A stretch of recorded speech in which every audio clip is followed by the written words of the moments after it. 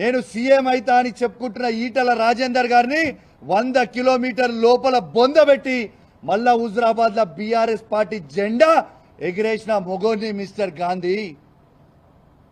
నీలాగా పూటకొక పార్టీ పూటకో నిమిషం మారే బ్రోకర్వి నువ్వు. ఎలా కంచెలేసి ఎలా మీరు నన్ను ఆపిర్రు పర్వాలేదు, యావత్ తెలంగాణ ప్రజలు మొత్తం కూడా చూస్తూ ఉన్నారు. ఇలా మీరు బీఆర్ఎస్ పార్టీయా కాదా అనేది మొత్తం ప్రజలు చూస్తూ ఉన్నారు.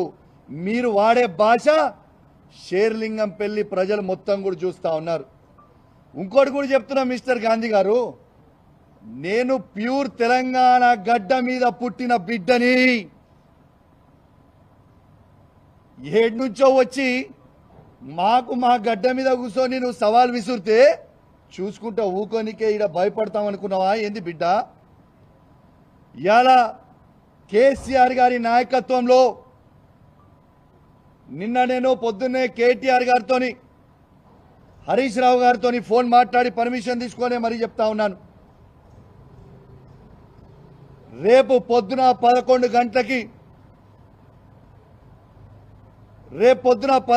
గంటలకి మా మేడ్చల్ జిల్లా పార్టీ ఆఫీస్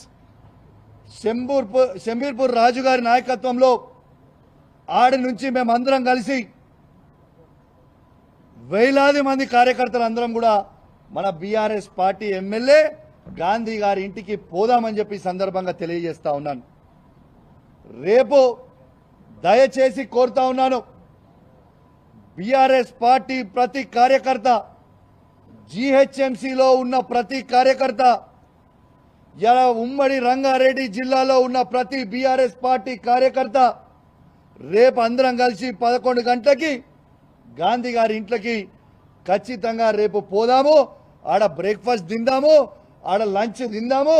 గాంధీ గారు కండువ కప్పుకున్న తర్వాత గాంధీ గారిని తీసుకొని తెలంగాణ భవన్కి పోయి ప్రెస్ మీట్ పెట్టి అక్కడి నుంచి గాంధీ గారిని కేసీఆర్ గారి దగ్గరికి తీసుకొని పోదాం. స్వాగతం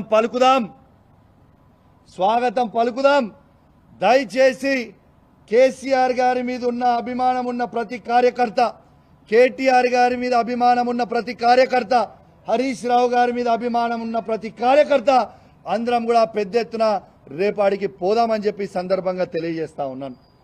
రేపు 11 గంటలకి ఖచ్చితంగా 11 o'clockకి మేము రేపు శంబూర్పూర్ రాజు మన మేడ్చల్ పార్టీ ఆఫీస్ దగ్గర నుంచి స్టార్ట్ అవుతాం.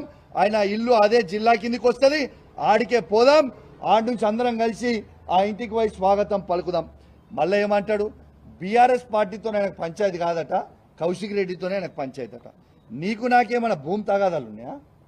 నీకు నాకేమైనా అన్నదమ్ముల పంచాయతీలు ఉన్నాయా? ఎస్, నేను అడిగింది ఏంది, నువ్వు చెప్పే జవాబు ఏంటిది, నువ్వు మాట్లాడేది ఏంటిది?